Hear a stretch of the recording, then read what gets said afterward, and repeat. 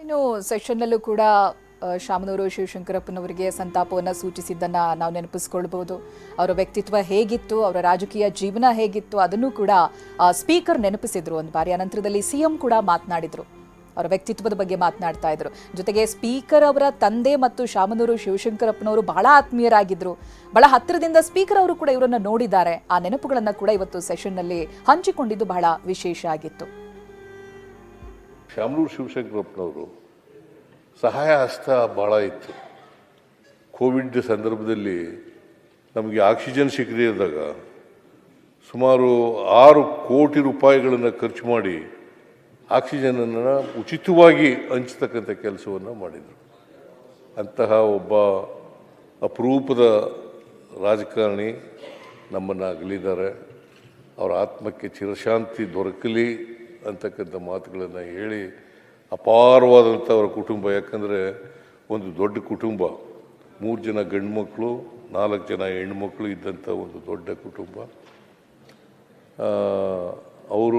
ಅವ್ರನ್ನೆಲ್ಲ ಅಗಲಿದ್ದಾರೆ.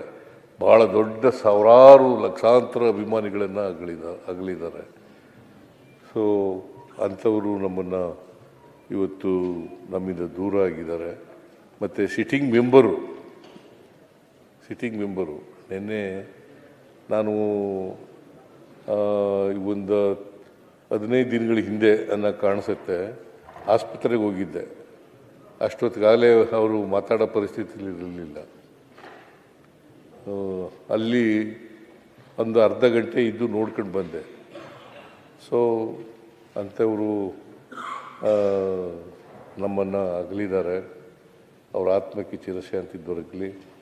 ಅವರ ಕುಟುಂಬ ವರ್ಗದವರಿಗೆ, ಅವರ ಅಭಿಮಾನಿಗಳಿಗೆ, ಅವರ ಸ್ನೇಹಿತರಿಗೆ, ಅವರ ಬಂಧು ಬಾಂಧವರಿಗೆ ಅವರ ಸಾವಿನ ದುಃಖವನ್ನು ಭರಿಸ್ತಕ್ಕಂಥ ಶಕ್ತಿ ಕೊಡಲಿ ಅಂತೇಳಿ ಪ್ರಾರ್ಥನೆ ಮಾಡ್ತೀನಿ.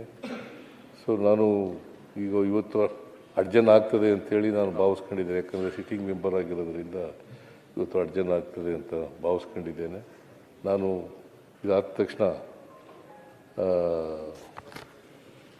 ಸಂತಾಪ ಆದ ತಕ್ಷಣ ನಾನು ದಾವಣಗೆರೆಗೂ ಕೂಡ ಹೋಗ್ತಾ ಇದ್ದೀನಿ ಅಂಥೇಳಿ ನನಗೆ ಅವಕಾಶ ಕೊಟ್ಟಿದ್ದಕ್ಕೆ ನಿಮಗೆ ಹೊಂದಿಸಿ ನನ್ನ ಮಾತುಗಳನ್ನು ಮುಗಿಸ್ತೇನೆ ಅಂತಕ್ಕಂಥ ಮಾತುಗಳು. ಯಾರು ಕೂಡ ಇವರಿಗೆ ಪ್ರತಿರೋಧ ಹೇಳುವಂಥ ಪರಿಸ್ಥಿತಿ ಇರ್ತಿಲ್ಲ. ಆ ಥರದೊಂದು ಸ್ಟ್ರೇಚರ್ ಇದೇನು ಒಂದೇ ದಿನಕ್ಕೆ ಸ್ಟ್ರೇಚರ್ ಕ್ರಿಯೇಟ್ ಆಗಲ್ಲ, ಒಂದೇ ದಿನಕ್ಕೆ ದೊಡ್ಡ ವ್ಯಕ್ತಿ ಆಗಕ್ಕೆ ಸಾಧ್ಯ ಇಲ್ಲ. ನಿರಂತರವಾಗಿ ಆ ಸಮಾಜದ ಕೆಲಸ ಮಾಡಿದಾಗ ನ್ಯಾಚುರಲ್ಲಾಗಿ ಸಿಗುವಂಥ ಒಂದು ಗೌರವ ಅವರಿಗೆ ಸಿಕ್ಕಿತ್ತು. ಅವರು ಲೋಕಸಭಾ ಸದಸ್ಯರಾಗಿಯೂ ಆಯ್ಕೆಯಾಗಿದ್ದರು. ಅವರು ತೀರೋದು ನೆನ್ನೆ ನಾನು ಫ್ಲೈಟಲ್ಲಿ ಬಂದು ಇಳಿಬೇಕಾದ್ರೆ ಸಮಾಚಾರ ಬಂತು ನನಗೆ. ಬೆಳಗಾವಿಯಲ್ಲಿ ಇಳಿದಾಗ ಒಂಥ ಹಿರಿಯ ದೇಶದಲ್ಲೇ ಇವರಷ್ಟು ಹಿರಿಯರು ಯಾರೂ ಇಲ್ಲ ಅಂತ ಪತ್ರಿಕೆಯಲ್ಲಿ ಬಂದಿತ್ತು. ಇವರೇ ಸೀನಿಯರ್ ಮೋಸ್ಟ್ MLA ಅನ್ನೋ ರೀತಿ ಅವರು ಇವತ್ತು ನಮ್ಮನ್ನು ಅಗಲಿದ್ದಾರೆ. ಅವರ ಕುಟುಂಬಕ್ಕೆ, ಅವರ ಅಭಿಮಾನಿಗಳಿಗೆ ಈ ದುಃಖವನ್ನು ಭರಿಸುವಂಥ ಶಕ್ತಿ ಭಗವಂತ ನೀಡಲಿ ಅಂತೇಳಿ ತಾವು ತಂದಿರುವಂಥ ಸಂತಾಪ ಸೂಚನೆಗೆ ನಾನು ಬೆಂಬಲವನ್ನು ವ್ಯಕ್ತ ಮಾಡಿ.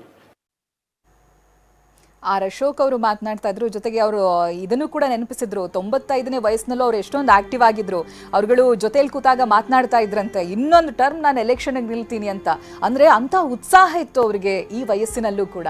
ಹಾಗೆ 95ನೇ ವರ್ಷದ ಅವರ ಹುಟ್ಟುಹಬ್ಬವನ್ನು ಆಚರಿಸ್ಕೊಂಡಂಥ ರೀತಿ, ಅವರು ಇದ್ದಂಥ ಲವಲವಿಕೆ ಎಲ್ಲವೂ ಕೂಡ ಇಷ್ಟು ಚೈತನ್ಯ ಒಬ್ಬ ವ್ಯಕ್ತಿಯಲ್ಲಿ ಇರೋದಕ್ಕೆ ಸಾಕ್ಷಿ. ಅದಕ್ಕೆ ವಯಸ್ಸಿನ ಮಿತಿನೇ ಇಲ್ಲ ಅಂತ ತೋರಿಸ್ಕೊಟ್ಟವರು. ರಾಜಕೀಯದಲ್ಲೂ ಕೂಡ ಅಷ್ಟೇ ಆಕ್ಟಿವ್ ಆಗಿ ಇದ್ದಂಥವ್ರು. ಆಕ್ಟಿವ್ ಆಗಿ ಇರೋದು ಅಂತ ಹೇಳಿದ್ರೆ ಈ ಜನಪರ ಕಾರ್ಯಗಳಲ್ಲಿ ತಮ್ಮನ್ನು ತಾವು ತೊಡಗಿಸ್ಕೊಂಡೋದು.